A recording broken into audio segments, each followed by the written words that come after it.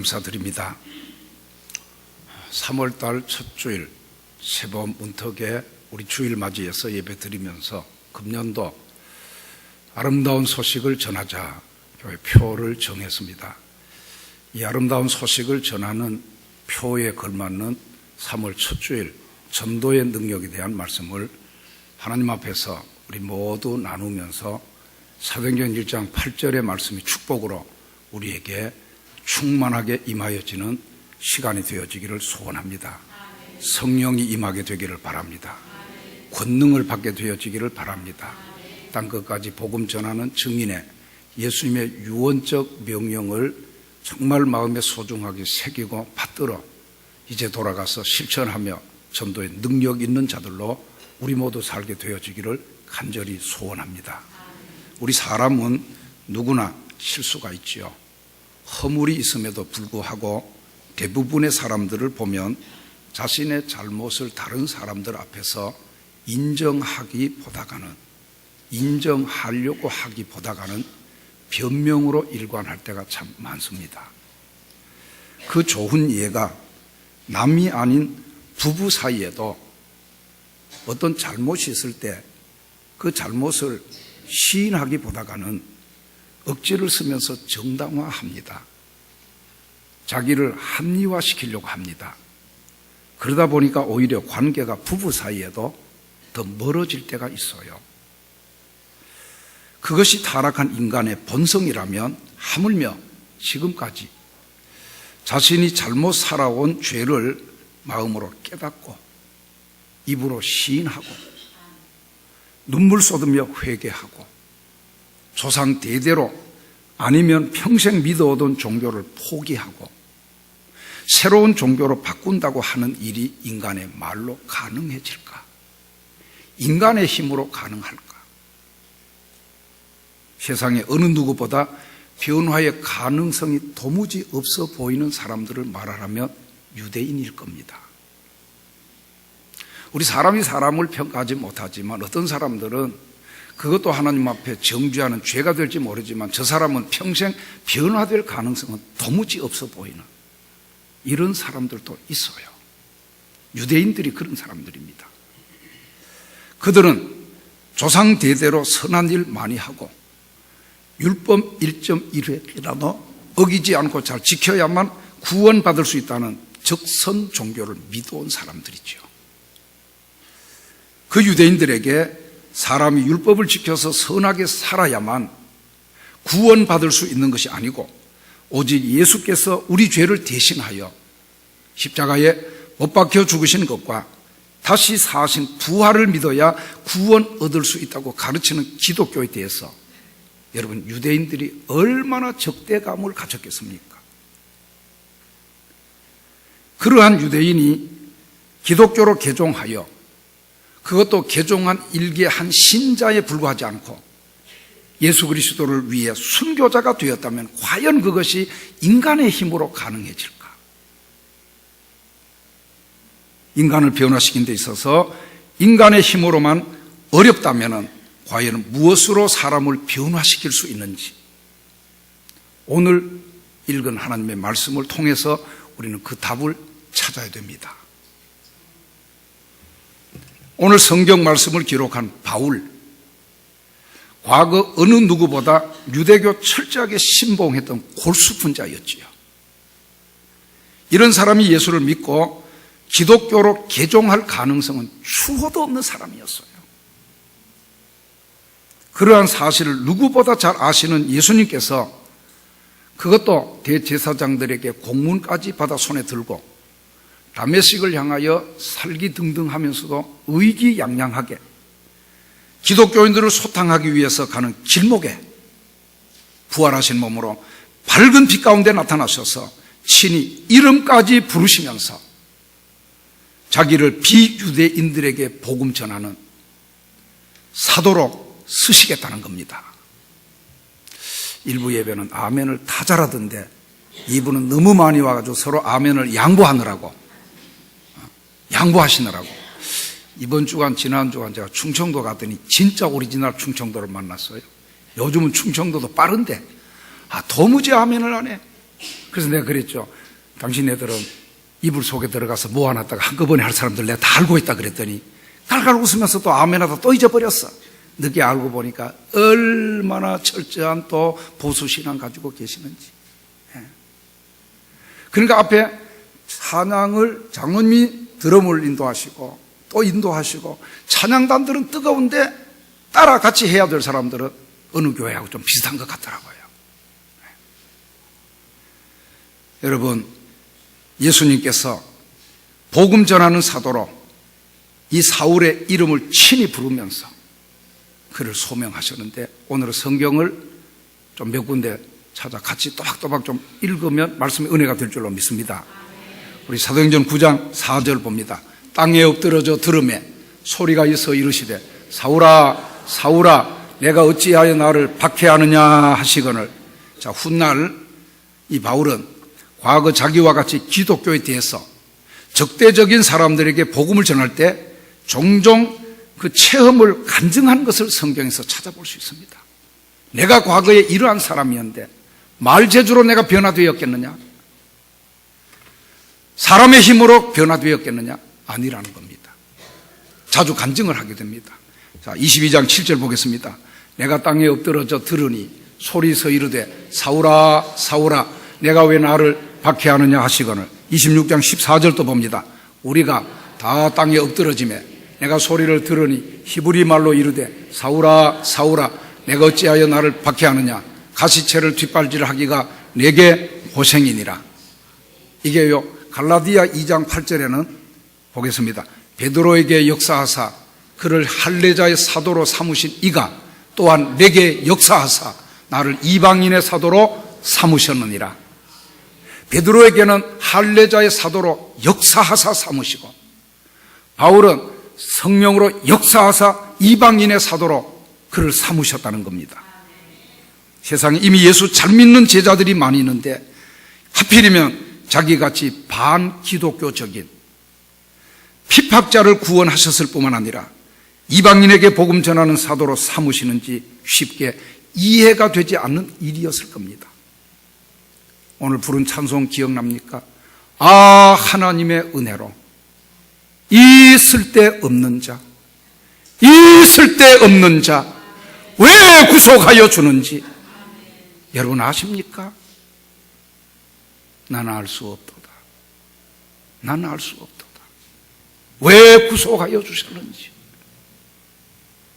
그와 같은 주의 은혜를 체험한 바울은 하나님이 인간을 구원하시는 방법이 선을 행하고 율법을 지키는 것이 필수적인 전제 조건이 아니라는 것 깨닫게 된 겁니다.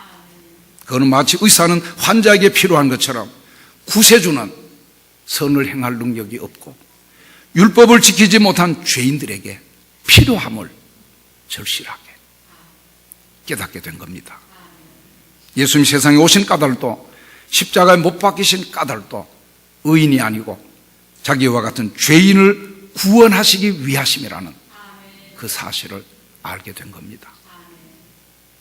그래서 마태복음 9장 12절에 그런 말씀이 나오지요. 읽어봅니다. 예수께서 들으시고 이르시되 건강한 자에게는 의사가 쓸데없고 병든 자에게라야 쓸데있느니라. 비로소 바울은 자신이 죄인이라는 사실 고백하게 되고 조상 대대로 섬기던 종교 버리고 예수를 구세주로 영접을 하게 되어지는 대대적인 변화가 일어나게 된 겁니다. 이거 추워도 생각하지 못할 일이었어요. 그렇다면 오늘 우리도 오늘 새벽에도 우리 말씀 나누었습니다. 내 일생 가운데 말씀을 들어보는데 이런 부분에서 변화돼야 될 부분들이 내 속에 많이 있구나.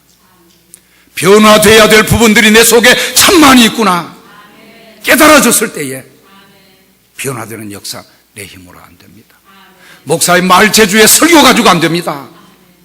우리 하나님 앞에 내가 잘못된 것을 깨닫고 시인하고 회개하고 성령의 능력 앞에 변화되게 해달라고. 바울 같은 사람이 변화되어 이방인의 사도로 평생 쓰임 받았다면 우리가 변화되는 것은 아무것도 아닌 줄 압니다. 할렐루야.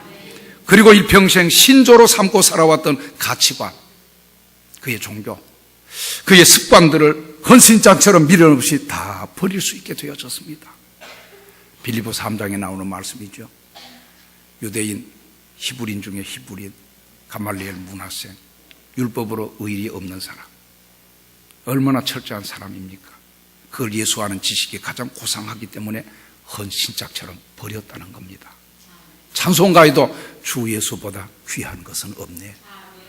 세상 명예도 세상 자랑도 세상 부귀도 예수밖에는 없네. 이 고백이 진짜 우리의 고백이 되어질 수 있기를 주님 앞에 여러분 축원을 드립니다.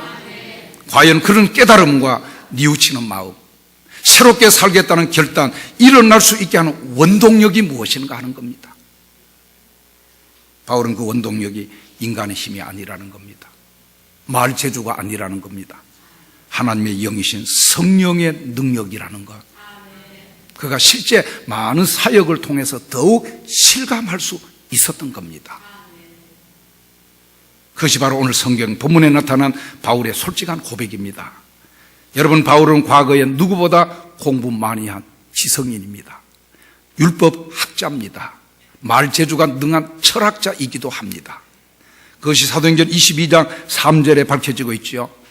나는 유대인으로 길리기아 다소에서 났고 이 성에서 자라 가말리엘의 문화에서 우리 조상들의 율법에 엄한 교훈을 받았고 오늘 너희 모든 사람처럼 하나님께 대하여 열심히 있는 자라.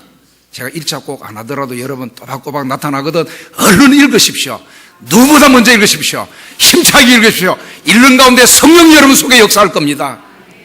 할렐루야. 아멘의 템포가 굉장히 느려요. 한 주간 삶이 너무 힘들었던가 본데 딱 떨어지면 아멘 하려거든. 아멘, 아멘, 할렐루야.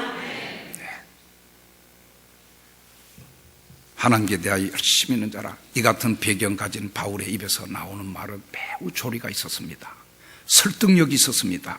그래서 그의 말을 듣던 헬라 철학자들도 그의 실력을 인정할 정도였습니다. 이게 사도행전 17장 18절이죠. 어떤 에피쿠로스와 스토아 철학자들도 바울과 쟁론할세 어떤 사람은 이르되 이 말쟁이가 무슨 말을 하고자 하느냐 하고 어떤 사람은 이르되 이방신들을 전하는 사람인가 보다 하니 이는 바울이 예수와 부활을 전하기 때문이라라. 여기 쟁론할세 깊이 생각한다는 말도 되고 의논한다는 말도 되지만 싸우다는 뜻을 가진 비완료 동사로 쓰여졌습니다. 이 말은 지혜자로 자처하는 헬라 철학자들과 말에 맞서서 말하는 것에 있어서 뒤지지 않는 그들과 맞수가 되었다는 것을 알게 돼요. 우리로 말하면 철학을 가르치고 세상의 지혜를 가르치는 대학 강단에 말 잘하는 실력과 함께 겸비된 교수들과도 말함에 있어서는 맞수가 되어지는, 조금도 뒤지지 아니하는.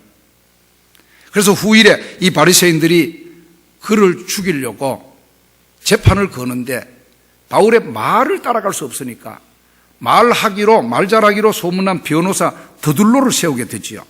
그리고 대제사장에게 고소를 했는데 바울의 변론을 변호사도 당해내지를 못하는 겁니다.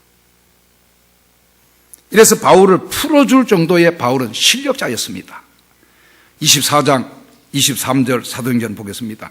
백부장에게 명하여 바울을 지키되 자유를 주고 그의 친구들이 그를 돌보아 주는 것을 금하지 말라 하니라. 자, 이런 바울입니다. 그런데 그가 고린도 지방에 들어가서 이제 전도할 때 이야기입니다. 아덴의 철학자들에게 복음의 핵심 예수 십자가 부활의 복음을 전도를 했는데 사람들이 마음을 열고 받아들이는 대신에 바울을 무시하게 됩니다. 받아들이지를 않고 바울은 그와 같이 자신들의 지혜만을 앞세우고 이 복음을 받아들이지 않는 아덴 사람들에게 기독교를 변호하는 방법으로 논리적인 전도 방법, 철학적인 지식 다 동원해가지고 그런 전도를 했던 겁니다. 이게 사도행전 17장 24절에서 25절 얼마나 그의 글 문장과 표현력이 좋은가 한번 보십시다. 우주와 그 가운데 있는 만물을 지으신 하나님께서는 천지의 주제시니 손으로 지은 전에 계시지 아니하시고 또 무엇이 부족한 것처럼 사람의 손으로 섬김을 받으시는 것이 아니니 이는 만민에게 생명과 호흡과 만물을 친히 주시는 이심이라. 자, 그럼에도 불구하고 아덴에서 복음 전파 성과는 다른 곳에 비해서 너무 미비했던 거죠. 교회도 세울 수 없었고 믿고 주께로 돌아오는 자들도 거의 없었습니다. 이때 도리어 일부 학자들은 마치 바울이 아덴에서 복음과 철학을 혼합한 말과 지혜로 아덴 사람들에게 전도한 것을 실패로 판단할 정도였습니다. 그렇게 말 재주가 있고 그렇게 철학자들도 말로 따라갈 수 없을 정도로 말 재주가 있고 그런데도 실패했다는 거죠.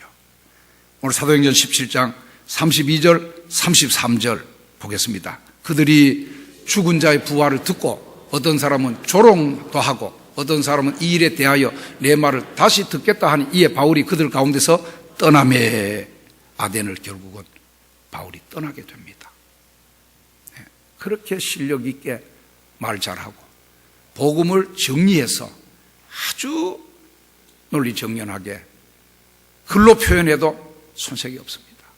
말로 전해도 이야 저 정도면 감동을 받고 사람들이 예수를 믿을 것 같은데 도리어 조롱하는 사람들이 있더라는 거예요. 그래서 아덴을 떠납니다. 떠난 바울이 더군다나 고린도에 가보니까 이야 우상 숭배하는 전이 왜 그렇게 많은지, 고린도에 가보니까 무신론 철학이 얼마나 많은지, 거기다가 죄악이 얼마나 가득한지, 그런 지방에 도착해서 복음을 전도하려고 할 때 평소 바울답지 않는 연약한 면을 오늘 성경에서 보게 됩니다. 이 은혜가 오늘 우리에게 있어야 됩니다. 어느 본문입니까? 오늘 2장 3절 보겠습니다. 내가 너희 가운데 거할 때 약하고 두려워하고 심히 떨었노라.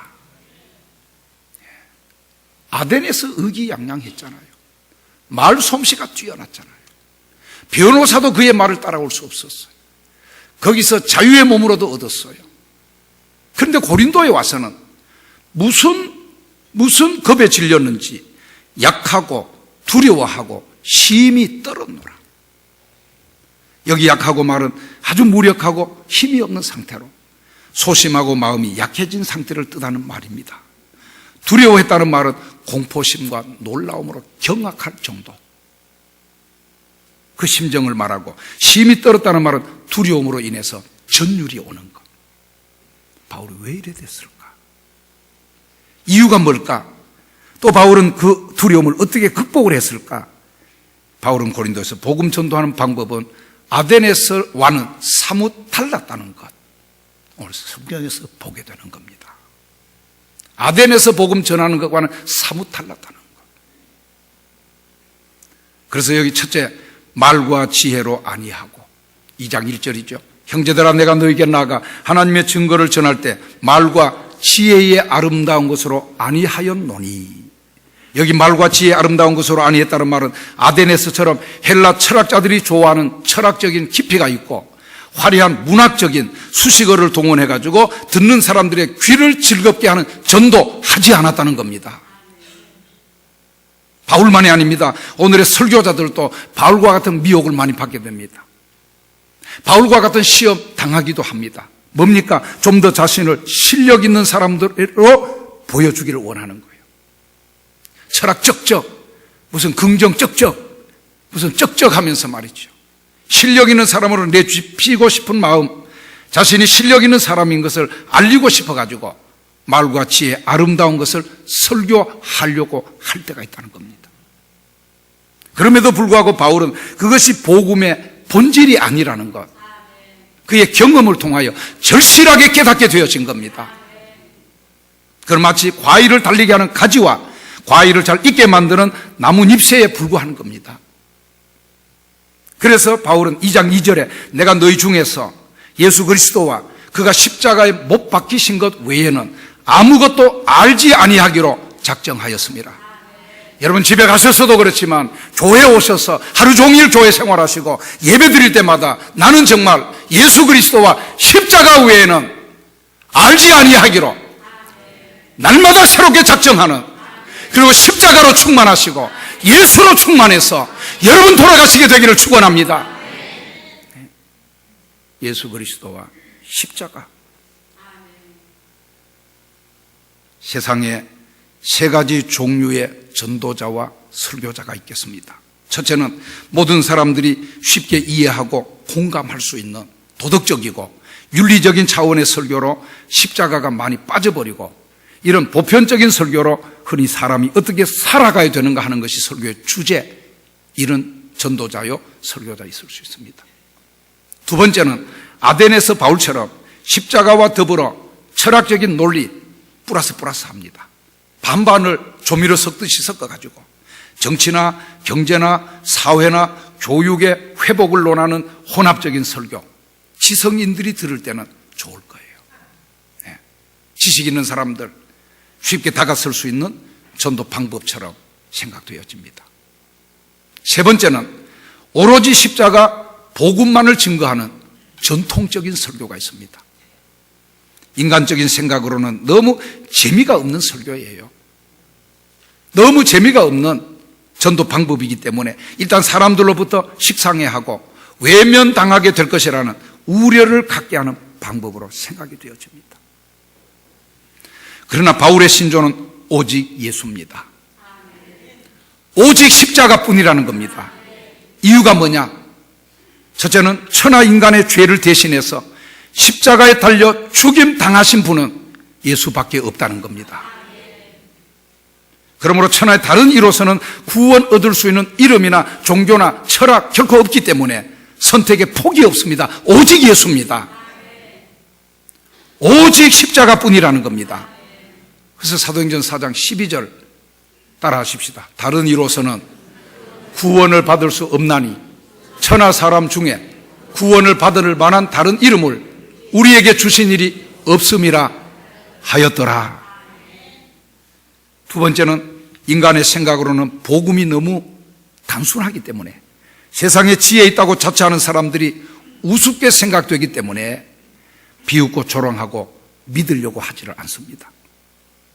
그럼에도 불구하고 하나님의 뜻에 순종하여 복음만을 전했을 때에 사람들이 그 복음을 듣고 회개하고 새 사람 되는 놀라운 변화가 일어나는 것을 바울은 가는 곳마다 경험할 수 있었던 겁니다. 그 비결은 바울의 말재주가 아닙니다. 배우의 성령의 역사라는 사실을 바울은 뒤늦게, 아니 오늘에 와서 깨닫게 되어진 겁니다. 아멘. 그래서 오늘 2장 4절입니다. 내 말과 내 전도함이 설득력 있는 지혜의 말로 하지 아니하고 다만 성령의 나타나심과 능력으로 하여, 성령의 나타나심과 능력으로 하여. 자, 그러면 이제 말씀 우리 가운데 적용이 되어야 될 줄 압니다. 이 시대 전도자와 성령에 대한 말씀입니다. 세상이 갈수록 인간의 심성이 바위처럼 무감각하게 굳어져 가는 상태입니다. 무엇으로 그렇게 사람을 변화시킬 수 있을까? 과연 무엇으로 그것이 가능할까? 교육의 힘으로 될까? 인간의 말재주로 가능할까요? 세상에 가장 어려운 것은 인간을 변화시키는 능력인 줄 압니다. 누구는 누구의 머리에 삥 꽂기가 어렵다 이러는데, 사람을 변화시키는 능력, 제일 어려운 것인 줄 압니다. 세상의 지혜자들이 볼 때 십자가의 복음만으로 과연 사람에게 변화가 일어날 수 있을까? 의문사항으로 들려집니다. 근데 이상한 것은 바울이 지혜 있다고 자처하는 자들이 어리석게 생각하는 십자가의 도, 고린도전서 1장 18절에 십자가의 도가 멸망하는 자들에게는 미련하게 보이지만 구원을 얻는 우리에게는 하나님의 능력이라. 어리석고 미련하게 생각되는 십자가의 도를 전파할 때마다 일어나는 공통적인 현상이 뭡니까? 복음의 말씀을 듣고 은혜를 받게 되니까 지난날 자신이 지은 죄를 회개하고 돌이킵니다. 게을렀던 것을 돌이킵니다. 불성실했던 것을 돌이킵니다. 새로운 삶을 살기로 다짐하는 변화가 일어나게 되어지더라는 겁니다. 왜? 똑같은 복음인데, 똑같은 내용인데, 똑같이 자리에서 전해 듣는데 누구에게는 이런 역사가 나타나고 누구에게는 그런 역사가 나타나지 않는가? 어떻게 그와 같은 역사가 일어날 수 있을까요? 바울이 고린도에서 아데네스와 달리 설교를 하거나 전도를 할 때에 사람의 말재주가 아니고 성령의 역사하심만을 사모하였다는 것을 알 수가 있습니다. 왜냐하면 전도자나 설교자가 복음을 전할 때 그것을 사람들이 듣는다고 다 이해하는 것 아닙니다. 귀로 듣는 것 같지만 다 믿는 것이 아닙니다. 배후에서 성령께서 사람들의 지혜와 사람들의 감정과 사람들의 의지를 변화시켜 주실 때 깨달음이 있는 겁니다. 감동이 있는 겁니다. 변화가 일어나게 되어지는 겁니다. 배후에서 성령께서. 그 대표적인 교회가 바로 데살로니가 교회라고 말해보는데, 바울이 데살로니가 지방에 들어가서 복음을 전할 때 어느 지역보다도 가장 강력한 반대벽에 부딪히게 됩니다. 많은 환란이 있습니다. 그런데 그 말씀 듣던 자들이 성령의 기쁨으로 받았다는 말씀이 나와요. 사도 바울 일행이 복음을 전하러 데살로니가 지역에 들어갔는데 유대인들의 어느 지역보다도 더 강력한 핍박으로 3주 이상을 그 지방에서 버티지를 못합니다. 고린도에서는 1년 6개월을 유했잖아요. 데살로니가 지방에는 21일 더 이상을 버티지 못하고 어쩔 수 없이 떠날 수밖에 없었어요. 그러면 21일 동안 복음 듣고 믿는 사람이 있어 가정교회라도 마련됐다면 그 교회가 문 닫을 것 같잖아요. 태동도 하기 전에 핍박으로 전도자들은 떠나버리고 담임 목회자도 떠나버리고 그 교회가 존속되겠습니까? 문을 닫은 것이 아닙니다. 성령의 강력하신 역사로 교회가 크게 부흥이 되어서 전국적으로 소문이 퍼져나갑니다. 주변의 여러 교회의 본이 되어지는 교회가 되어집니다. 이상하잖아요. 사람의 생각을 뒤엎잖아요. 이것이 데살로니가 전서 1장 5절입니다. 읽어보겠습니다. 이는 우리 복음이 너희에게 말로만 이른 것이 아니라 또한 능력과 성령과 큰 확신으로 된 것임이라. 우리가 너희 가운데서 너희를 위하여 어떤 사람이 된 것은 너희가 아는 바와 같음이라. 여기 너희 가운데서 능력과 성령과 큰 확신으로. 이 같은 성령의 역사를 좀 더 자세히 살펴보면 사람들이 전도자나 설교자로부터 복음의 말씀을 들을 때 육신의 귀로만 듣는 것이 아닙니다. 오늘 여러분 이 말씀과 함께 간곡히 부탁드립니다. 지금까지도 그랬어야 되지만 오늘부터 사랑하는 여러분, 종이 말씀을 전할 때 육신의 귀로만 듣지 말게 되기를 축원합니다. 성령께서 듣는 사람의 마음을 열어 듣게 하시고 성령께서 듣는 여러분의 마음을 깨우쳐 주시기 때문입니다. 믿으시기 바랍니다. 어떻게 그와 같은 성령의 역사가 이 시대도 일어날 수가 있느냐? 전도자의 말씀을 듣는 회중이 다 성령의 역사를 사모해야 됩니다. 먼저 전하는 자의 자세입니다. 다시는 성령의 도움을 구하는 겸손한 마음으로 전해야 됩니다. 내 말재주가 아닙니다. 내 실력 인정받으려고 하는 게 아닙니다. 내 미사 여구의 설교가 아닙니다. 주여 종이 말씀을 준비했습니다. 따끈따끈하게 성령 임하셔서 종이 겸손한 자세로 전하게 하시고 겸손한 마음으로 전하게 하시고 주여 십자가만을 전하고 복음을 전하고 말씀을 전할 때 듣는 사람들의 마음을 열어서 깨닫게 하시는 성령님 도와주시옵소서. 이런 자세로 전해야 됩니다. 그럼 회중의 자세는 어떠해야 되느냐? 듣는 자들의 자세는, 복음을 듣는 사람들은 헬라의 지혜자들처럼 교만한 마음이 아닙니다. 여러분 교만한 마음으로 귀로 말씀 듣지 않게 되기를 바랍니다. 할렐루야. 오늘 놀랍게 하나님이 성령께서 깨닫게 해주시기를 축원합니다. 교만한 마음이 아니고 복음 전도자, 설교자 입에서 나오는 말을 하나님이 친히 전하여 주시는 말씀으로 겸손한 자세로 받아들여야 됩니다. 겸손한 자세로 받아들여야 됩니다. 여러분, 성경에 순종하여 복받은 사람들 보십시오. 누가복음 5장 게네사렛 호숫가에 베드로가 말씀에 순종할 때 이치 맞습니까? 나만이 요단강에 몸 7번 씻으라. 화가 더 났잖아요.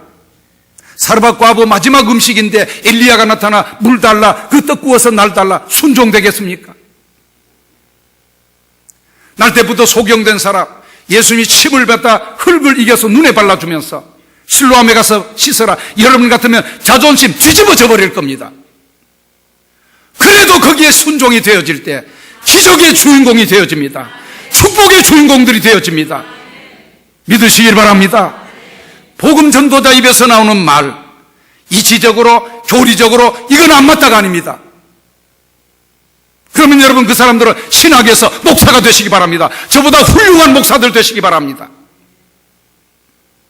하나님이 친히 전하여 주시는 말씀으로 겸손한 자세로 받아들여야 됩니다. 왜? 이 말씀이 사람을 변화시키기 때문에. 정말 하나님 앞에 부끄러울 것이 없는 인정된 자로 자랑스러운 성도로 쓰임받게 되기 때문에 우리 신앙 그거 지향해야 되잖아요. 그렇게 할 때 데살로니가 교회 같은 변화의 역사가 일어나는 겁니다. 오늘 데살로니전서 2장 13절 읽어보겠습니다.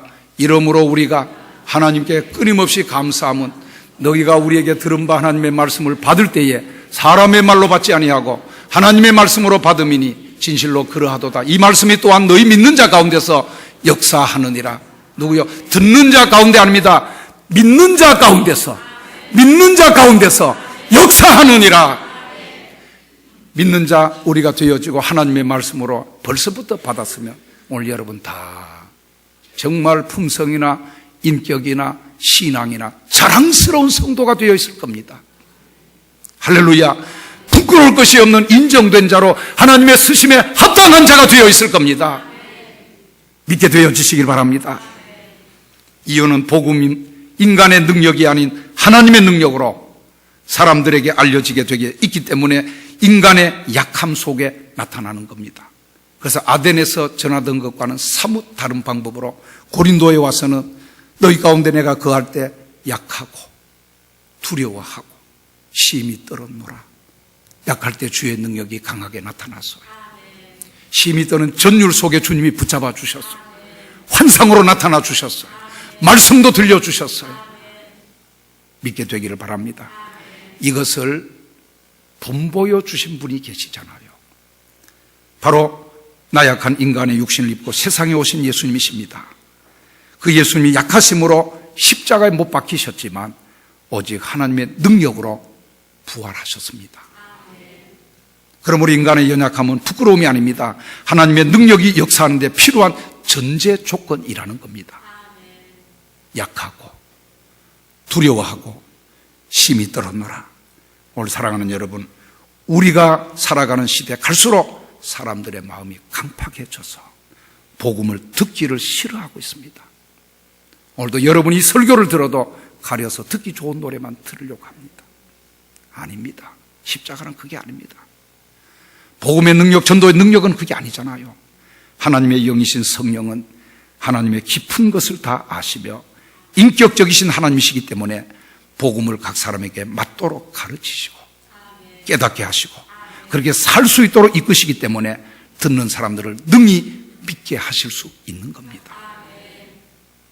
오늘 2장 10절 11절에 오직 하나님이 성령으로 이것을 우리에게 보이셨으니 성령은 모든 것도 하나님의 깊은 것까지라도 통달하시느니라. 사람의 일을 사람의 속에 있는 영 외에 누가 알리요? 이와 같이 하나님의 일도 하나님의 영 외에는 아무도 알지 못하느니라. 어떻게 하면 그와 같은 사람들이 복음을 믿을 수 있을까요? 그 답이 바로 바울이 사람들이 복음을 듣고 사람들이 믿고 믿지 않는 것은 말재주가 아닙니다. 성령의 능력이라는 사실, 영원히 변치 않는 진리라는 것 믿어야 됩니다. 그래서 오늘 13절에 우리가 이것을 말하거니와 사람의 지혜가 가르친 말로 아니하고 오직 성령께서 가르치신 것으로 하니 영적인 일은 영적인 것으로 분별하느니라. 여러분 영적인 사람들 되십시오. 영의 일을 분별하시게 되기를 바랍니다. 육신의 귀로만 듣지 마세요. 그러니까 내게 안 맞으니까 다 말씀이 시험 들잖아요. 그렇습니다. 하나님의 비밀은 귀로 들려지는 소리로는 깨달을 수 없습니다. 오직 사람의 마음과 생각을 감찰하시는 성령의 능력으로만이 알게 되어지는 겁니다. 믿으시기 바랍니다. 그래서 예수님께서 제자들을 3년 동안 가르치시고 난 후에 교육이야 훌륭한 스승으로부터 더할 나위 없는 교육을 받았지 않겠습니까? 그러나 세상 땅끝으로 보내시기에 앞서 먼저 사도와 같이 모이사 분부하여 가라사대 요한은 물로 세례를 주었지만 너희는 몇 날이 못 되어 성령으로 세례를 받게 된다. 성령이 임하시면 권능을 받고 땅끝까지 이르러 내 증인이 되리라 하시니라 말씀하셨습니다. 이유가 바로 이 때문입니다. 그래서 오순절 마가다락방에 성령이 임하신 것은 제자들이 복음을 땅끝까지 능히 증거하게 하기 위한 것이었어요.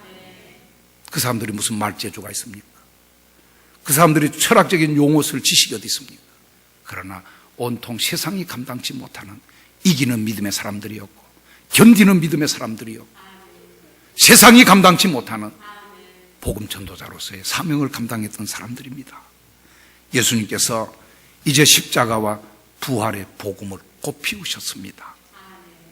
꽃에는 꿀이 있기 때문에 벌나비가 날아와서 특별히 벌이 날아와서 그 꿀을 가지고 가게 됩니다. 예수님이 십자가와 부활로 복음의 꽃을 피우셨는데 누군가가 꿀벌처럼 사람들에게 전해줘야 될 사람들이 듣고 믿어 구원받을 수 있는 겁니다. 사랑하는 여러분, 예수님이 잘 못 알아듣겠습니까? 십자가와 부활로 복음의 꽃을 피우셨어요. 우리가 꿀벌들이 돼야 됩니다. 부지런히 부활과 복음의 꽃을 피우신 예수님의 복음 따다가 가서 사람들에게 전해서 전하는 자가 없는데 들을 수 없고 듣지 못하는데 믿을 자가 어디 있겠느냐는 겁니다. 그래서 그 꿀을 따다가 복음의 꿀을 따다가 가서 전할 때 듣고 믿고 구원받는 사람들이 많아지게 되어지는 성령의 능력이 이 봄에 여러분에게 임하게 되기를 축원합니다. 비록 내가 말재주가 없고 이 시대 사람들이 강팍할지라도 우리 모두 성령의 충만함을 받아 복음을 증명할 때, 복음을 전할 때, 복음을 증거할 때 성령의 도우심으로, 성령의 나타나심으로 많은 사람들이 주님 앞에 나와 구원 얻을 수 있게 되어지기를 주의 이름으로 축원합니다. 기도하겠습니다. 오직 성령이 너희에게 마시며